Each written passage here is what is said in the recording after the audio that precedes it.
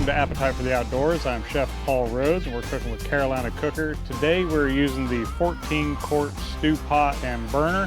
We are making a bear stew in this thing today. So we're gonna go ahead and get started. I'm gonna start off with adding in a little bit of oil. All right, so we have our oil heating up. We're gonna go ahead and add in our bear meat. All right, so we're seasoning the bear meat with the Carolina Cooker seafood boil. You're gonna wanna go ahead and add your onions and your carrots. Mix those up with the bear meat. After you let your onions and carrots saute for a little bit, you're gonna wanna go ahead and add in the rest of your ingredients. We're gonna start with the garlic, and we're gonna go ahead and do our green peppers, throw in our corn, and hit it with some herbs. We're gonna add in our russet potatoes. Then we're gonna go ahead and add our green beans, and then we've got 4 cups beef stock here.